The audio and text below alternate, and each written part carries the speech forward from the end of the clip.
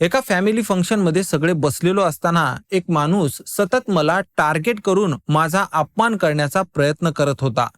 मी याच्या प्रत्येक टॉन्टला प्रत्युत्तर देऊ शकलो असतो, पण मी पूर्णपणे शांत बसून होतो आणि त्याच्याकडे दुर्लक्ष करत होतो. जितकं मी शांत बसून होतो तितकंच या व्यक्तीच्या मनातली आग आणखी भडकत होती आणि तो माणूस अजून मला चिडवण्याचा प्रयत्न करत होता. मी त्याच्या या चिडवण्यामुळे स्वतःच्या संयमाला तडा जाऊ दिला नाही आणि मी तसंच शांतपणे बसून होतो. आता या प्रसंगात ही व्यक्ती माझ्या शांततेचा फायदा घेत होती का? आणि मी ठेवलेली माझी शांतता ही माझ्यातली एक वीकनेस होती का? तर असं नाहीये मित्र हो. माझी ही शांतताच माझी सगळ्यात मोठी शक्ती आहे. समाजात वावरत असताना तुमच्याही आजूबाजूला अशीच लोक अधूनमधून येतच असतील, पण यांच्या या वागण्याला देण्यात येणारं उत्तर हे शांततेतूनच का द्यायचं आणि या मागची कारणं काय, हे आपण या व्हिडिओमधून जाणून घेणार आहोत. नंबर 1, शांतता धाडसाची निशाणी. लोक म्हणतात की जो अशा प्रसंगात गप्प राहतो, ज्याच्यावर चार चौघात नाचक्कीला तोंड देण्याची वेळ आली आणि तरीही तो काहीच प्रत्युत्तर देत नाही, तर हा माणूस दुबळा आहे, तो घाबरला. पण हे पूर्णपणे चुकीचं आहे मित्र हो. या संपूर्ण जगात सगळ्यात अभेद्य व्यक्ती ती आहे ज्यांनी स्वतःच्या इच्छाशक्तीवर पूर्णपणे नियंत्रण मिळवलेलं आहे. ज्या व्यक्तीच्या भावना हा तिच्या बुद्धीच्या नियंत्रणात असतील, तिचं सामर्थ्य हे सगळ्यात मोठं असतं. मलाही खूप राग आलेला होता. मलाही गोड गोड भाषेतून लगावण्यात येणारे टोले आवडत नव्हते आणि सगळ्या गोष्टी माझ्या अहंकाराला घाव करणाऱ्या होत्या. पण माझ्या मनात कुठेतरी वाचलेलं एक वाक्य मला तेव्हा आठवलं. अभेद्य तोच आहे जो त्याच्या नियंत्रणाबाहेरच्या गोष्टीमुळे स्वतःच्या मार्गात अडथळा करवून घेत नाही.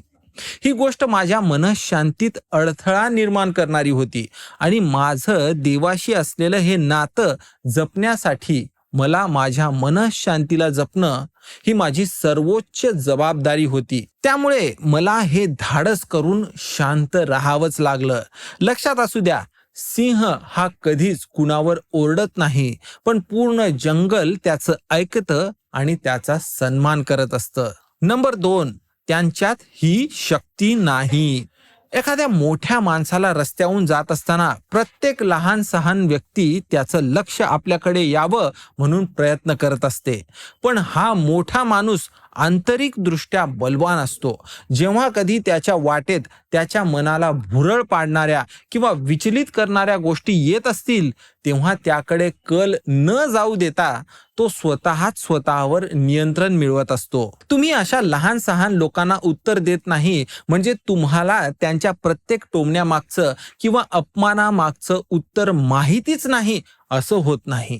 पण तुमची निर्मिती ज्या गोष्टींनी केलेली आहे, त्या देवाचं किंवा कोणत्याही पवित्र शक्तीला तुम्ही मानत असाल, त्या शक्तीच्या आदरासाठी तुम्ही ही शक्ती वाचवत असता. तुम्ही पाळलेलं मौन हीच गोष्ट या कलियुगातलं तुमचं सगळ्यात मोठं शस्त्र आहे आणि ही निर्बुद्ध लोक या गोष्टीला कधीच ओळखू शकणार नाहीत, कारण त्यांच्यात हे सामर्थ्यच नसतं. नंबर 3, ते तुमच्या ताकदीला घाबरतात. तुम्ही जितकं शांत राहण्याचा प्रयत्न करता तेवढंच ते तुम्हाला उकसवण्याचा प्रयत्न करतात. त्यांना हळूहळू वाटायला लागतं की तुम्ही हार मानलेली आहे आणि तुमची नाचक्की केल्याने त्यांना चार चौघात मान सन्मान मिळतोय असं त्यांना वाटत असतं. असंच त्या दिवशी देखील होत होतं. सगळ्यांसमोर हा माणूस माझा अपमान करतच होता आणि थांबण्याचं नावच घेत नव्हता. पण तिथे एक क्षण आला आणि पाणी डोक्यावरून जात होतं. तेव्हा मी त्याला एका शब्दात बोललो की बस झाला आता. तेव्हा त्या एका वाक्याला ऐकूनच तो लगेच शांत झाला. जेव्हा तुम्ही थोडा वेळ शांत राहून सगळं काही सहन करून नंतर शांततेत आणि फक्त एका वाक्यात किंवा एका नजरेत काहीतरी बोलता, तेव्हा त्यांना तुमची खरी ताकद जाणवते. लक्षात ठेवा, तुम्हाला त्यांच्या अपमानाचा बदला घ्यायचा नाहीये किंवा त्यांच्या प्रश्नाची उत्तरे देखील द्यायची नाहीयेत. तुम्हाला फक्त हे जे काही चालू आहे ते पुरे झालं एवढंच दर्शवायचं आहे.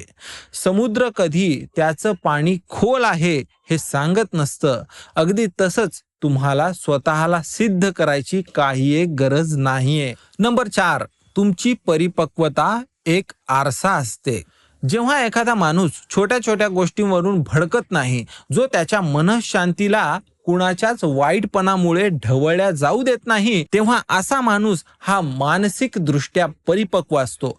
जेव्हा अशा माणसाकडे वाईट लोक पाहायला लागतात, तेव्हा त्यांना स्वतःमधल्या कमी दिसायला लागतात. ज्या गोष्टी त्यांना कधीच जमणार नाहीत, त्या या माणसात दिसून आल्यावर त्यांना ते अजिबात सहन होत नाहीत. जेव्हा एक अशांत माणूस, जो व्यसनाच्या आहारी गेलेला आहे, ज्याने स्वतःच्या मनातलं आदर गमावलेला आहे, असा माणूस जेव्हा इतर कुणाला पाहतो, ज्याने आत्मशांती मिळवलेली आहे, जो आध्यात्मिक दृष्ट्या प्रगत आहे, त्या माणसाला पाहून ह्याचा अहंकार भडकवला जातो. आणि असं झाल्यावर तो या व्यक्तीने मिळवलेल्या या चांगल्या गोष्टींचा नायनाट करायला निघतो आणि त्यासाठी तो पूर्णपणे आक्रमक व्हायला लागतो.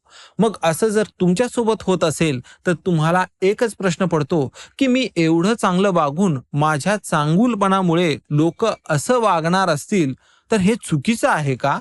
तर हे असं नाहीये मित्र हो. ही वाईट लोक तुमच्या चांगुलपणाने भडकतात आणि तुमच्यावर आक्रमण करायला येतात.